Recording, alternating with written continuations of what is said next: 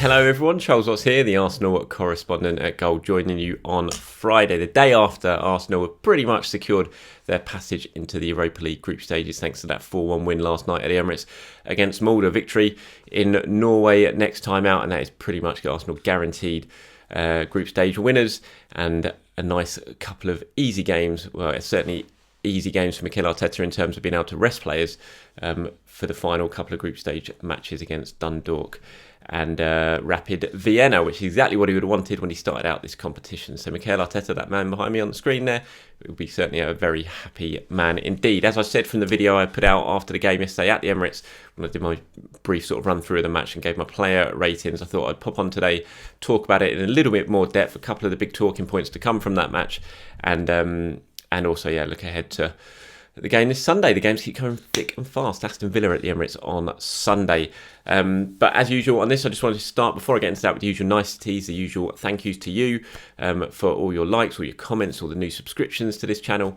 And I do really appreciate it, as always. And if you are stumbling across this channel for the first time and you're seeing me for the first time, like I said, I am the Arsenal correspondent at Goal. Follow the club up and down the country and do my best to keep you updated across all my social media channels and here on YouTube with the goings on at this wonderful, wonderful football club. So please do hit the subscribe button if you are here for the first time, and I'll do my best to keep you updated with all things Arsenal. Right, let's talk about last night's game, shall we? And I wanted to talk about Nicolas Pepe. It was a match that pretty much summed up Nicolas Pepe for me last night. The enigma that is Nicolas Pepe, Arsenal's club record £72 million signing. Pretty dreadful for the first half. Nothing really went right for him. Just basic errors, giving a ball away, losing possession when he shouldn't be doing, sending crosses out of play when under no pressure at all. And at that point, he thought he's on for a pretty miserable night. And then Pepe, in true Pepe fashion, he pops up with a very good goal in the second half, an assist as well. And ultimately, it's a pretty good night when you look at the numbers for Nicolas Pepe. Another goal, another assist. It's just a really, really intriguing play. It's very similar to what happened against Dundalk the previous week in the Europa League. In the first half, I thought Pepe was pretty dreadful. And then he pops up with that moment of magic just after half-time. Fabulous goal.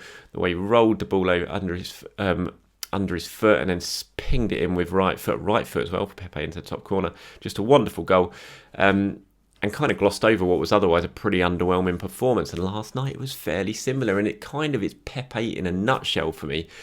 And it's why he just intrigues me so much, because he's clearly such a good footballer. And you look at his numbers and what he produces in the final third, and it's very, very, it's a decent output. He's already got 3 goals in all competitions this season. That's just from 6 starts.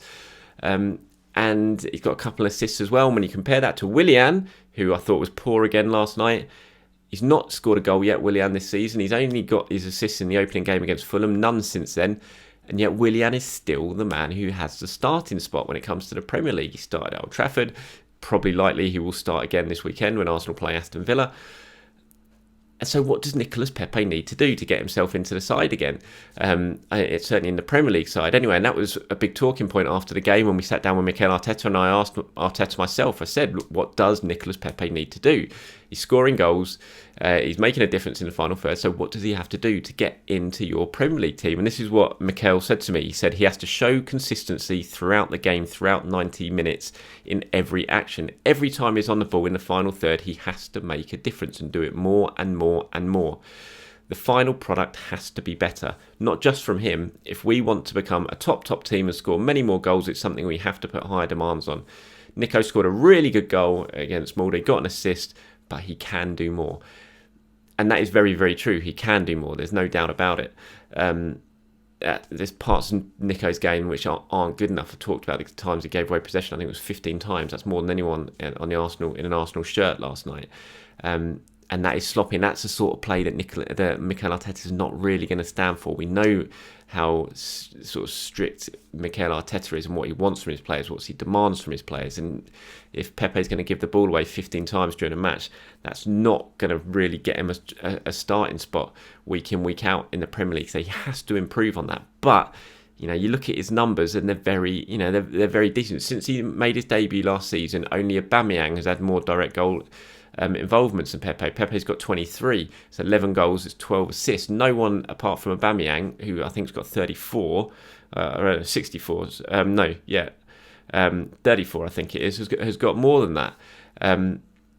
And you've got to give him immense credit for it. I think Aubameyang scored 64 goals since August when Pepe made his debut. Lacazette's got 34. Pepe's got 11, so that puts him third in the rankings. When you look at assists since he made his debut, only Saka with 14 has got more than Pepe's 12. So his numbers are right up there when you compare him to the other teammates. And yet he's not nailing down that starting spot. And when you think Arsenal, they're struggling for goals, they're lacking creativity. When you've got a player like Pepe who can provide that, then he really should be starting. Really, Arteta, he demands a lot of Nicolas Pepe, and I understand that, and I can totally understand why Nicolas Pepe is frustrating, because he frustrates me watching him.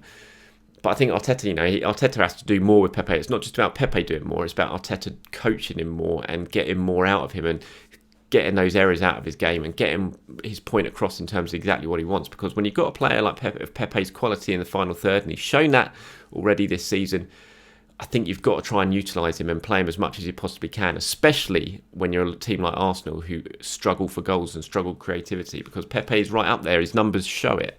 And so I think it kind of works both ways. Yes, Pepe needs to do more and sort of cut out the basic errors in his game, but I think Arteta has to do more as well, and he has to share the burden. He has to coach Pepe to such a standard that he gets exactly what he wants out of Pepe, because I think it's hard to justify keeping Pepe outside for Willian at the moment because of Willian's performances.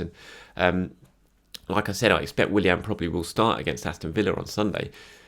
He was withdrawn yesterday after about 60 minutes, and it was a pretty ineffectual performance from Willian. But, when you're struggling for goals, I'd kind of like to see Pepe given a chance. I think you need to get on the pitch as much as possible, just because he's one of the Arsenal's biggest goal threats, and he proved that, and he proved it again last night. He's such an intriguing player to me.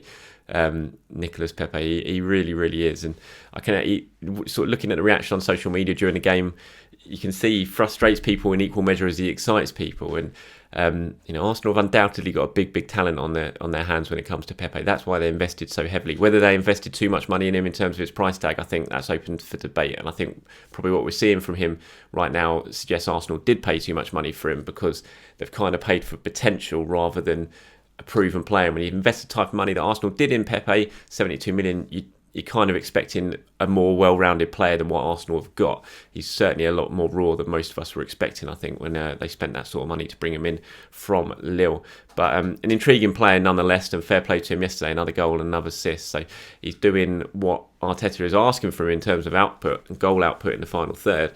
But now he needs to do a little bit more. He needs to cut out the basic errors, track back a little bit more. You could hear Arteta on the sidelines yesterday. He's constantly coaching Pepe through the match, shouting, Nico, telling him to track back, telling him to cover his man defensively, telling him to press like the rest of the players are pressing. And I think that's what Arteta means when he says he can do more. He needs to be able to do those things without Arteta telling him. So it's an interesting point, the whole Pepe debate, and it's certainly a debate I imagine that's going to continue to run throughout the season. One player is very, very good last night, Joe Willock. Big credit to Joe Willock. Just as he was against Dundalk the week earlier, he was a big standout player.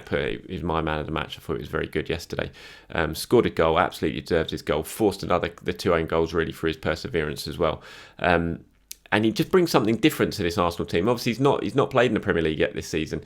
He's certainly not played as much games as he did last season. But he's knocking on the door. He's really knocking on the door now. And again, like I said about Pepe, when you're sort of lacking the creativity and goals in your side, certainly in the central areas as well for Arsenal, then Joe Willock is the one player really who can provide that goal threat from deep, from the central areas, kind of like Aaron Ramsey used to do. In terms of his running, his movement's excellent. The timing of his runs into the box is excellent. His finishing is pretty decent. He showed that again last night. He showed it against Dundalk a week earlier, and he's like Pepe. He's another interesting player. Bags full of potential. Still very raw. Still a lot of work to be done when it comes to Joe Willock, but he does offer something that no one else offers in this Arsenal squad, and it'll be very interesting to see over the next couple of months just how much game time he gets in the Premier League and how much Arteta begins to use him more and more, because there's no doubt he does offer more. And speaking about him last night, Mikel Arteta said, I think he was really strong in his performance, the way he's approaching every opportunity, also how mature he is. He is developing the right way as a player that I really like. He has some very special qualities and he deserves every minute he's been playing, and he's shown it with his performances, his goals and his attitude. So Mikel Arteta is a big fan of Joe Willock. He said that before. It's just now about getting in more game time in the Premier League, and it will be interesting to see how that develops over the next couple of weeks, couple of months even, with Joe Willock, because he does, like Arteta said there about his special qualities, he does have qualities that few other players in this Arsenal squad has, and it's probably time that Arteta maybe started to try and utilise him a little bit more in the Premier League. Just wanted to talk a little bit about Odsonne Edouard, the Celtic striker, a player I've talked about on previous videos, certainly during the transfer window. Striker that Arsenal are very keen on. I've been watching him closely for a while now. There was talk in the summer that they had made a bid for Edouard. I was told by sources of mine that wasn't the case and no firm official offer had been made. But Celtic are aware of Arsenal's interest in Edouard. It's a pretty open secret. They've been watching him for a long, long time. Arsenal obviously have good contacts with Celtic, done the deal for Kieran Tierney fairly recently. But Kevin Campbell, the ex-Arsenal striker, have been talking about Edouard. It was quite interesting comments for him. He's saying there's been a lot of talk about a move to Arsenal. They've been utilising Aubrey from the left, and Lacazette is the one that Edouard could come in for. Lacazette is a wrong-sided 30 now. That move may still happen because Edouard is a really talented player. He's a natural goal scorer, very cute around the box, a player that'd be a great addition to anybody. But for now, he's at a huge club at Celtic. He's a top man there, and I see him staying until next summer. If Celtic get 10 titles in a row, they might move and shake things up a little bit. Edouard is one to keep an eye on, I think, as we head towards, not January, I'd say certainly towards the summer window. I think Arsenal are going to have to make a big decision on Lacazette in the summer. I do feel, as I've talked about in previous videos, Arsenal have improved the spine massively in their team recently with the additions of Gabriel and Partey to the defensive midfield. But the forward line is the thing they're going to have to really work on next summer, albeit creativity needed behind the forward line potentially in the attacking midfield areas as well. But I think the central striker is a really intriguing one for Arsenal and what they're going to do in the transfer window. I can see the very distinct possibility of Lacazette moving on. He'll have a year left in his contract at that point, and Arsenal looking to replace him with a younger player who is perhaps going to provide more of a goal threat than Lacazette does. And if they do that, I do feel that Odsonne Edouard is going to be very high up on Arsenal's agenda, because he is a player they've watched for a long, long time. The scouting network have been watching him for a long, long time. And he is very much high up there on Arsenal's list when it comes to their striker targets. So certainly one to look out for, but I wouldn't say January for Odsonne Edouard. I said if Arsenal are going to make a move for the Celtic striker, it's much more likely to be in the summer transfer window. Quick little chat about Aston Villa now to come on Sunday, the Emi Martinez derby. Martinez obviously on his way back for the first time since his move to Aston Villa in the summer. Team news-wise for Arsenal in pretty good shape, unless they've picked up any fresh injuries from last night, which it didn't seem to be the case. That means it's just really Reece Nelson who is injured. He's got a knee injury at the moment. That's why he missed out last night. He's also missed out on the England under-21 squad. So it's unlikely that Nelson will be involved. But other than that, it's pretty much your full squad, apart from the usual suspects who are missing through the long-term injuries: Mari, Callum Chambers, Gabriel Martinelli. Although all three of those are on track to come back sooner rather than later. So fitness-wise, Arsenal are in pretty good shape. And when you consider the amount of games they've played, the demanding fixture schedule they've had to come through, that is pretty impressive stuff. So the fitness team and the medical team certainly earning their money at the moment with that one. Predicted lineup for that game, I think we're not going to see any changes really, or certainly if there is, it'll be very minute changes from the team that went up to Old Trafford and won so impressively last weekend. So I'm probably expecting the same sort of side. So Leno in goal, probably a back three of Holding, Gabriel and Kieran Tierney. Then probably Hector and Bukayo as the wing-back stroke right-left-sided midfielders. Central midfield partnership once again of of Thomas Partey and Mohamed Elneny played so well up against Man United last weekend. Obviously, Ceballos and Xhaka started last night against Molde, so I'm not expecting them to start. I think Mikel Arteta will certainly stick with the partnership of Elneny and Partey that seems to be working so well together. And then up front, I think the one possible change is Nicolas Pepe coming in, given what he did last night, but I still think it's probably more likely that it'll be Willian on the right, Aubameyang on the left, and Lacazette as the central striker. Personally, I'd like to see Pepe get a start, given what he did last night, and given Willian again didn't pull up any trees with his performances. But I still think it's more likely the Brazilian probably just about gets the nod from that man behind me tomorrow. On Sunday, not tomorrow. Obviously got Saturday to relax. After last night's late one, I'm absolutely shattered. I've got to say, got back so late last night, couldn't sleep once I got back. Never can do. My son got up at 4 a.m. to wake me up when I'd just about drifted off to sleep. So few coffees for me already, which is probably why I'm stumbling over a few of these words today. Thank you very much for watching, everyone. Do appreciate your time as always. Like I said earlier on in the video, thank you for your support as always. Please do enjoy your Friday, enjoy your Saturday, and then hopefully Arsenal will get 3 points on Sunday and you enjoy all of your weekend. So until my next video, thanks for watching, everyone, and please do head over to all my social media channels and goal.com for all your Arsenal news. See you later.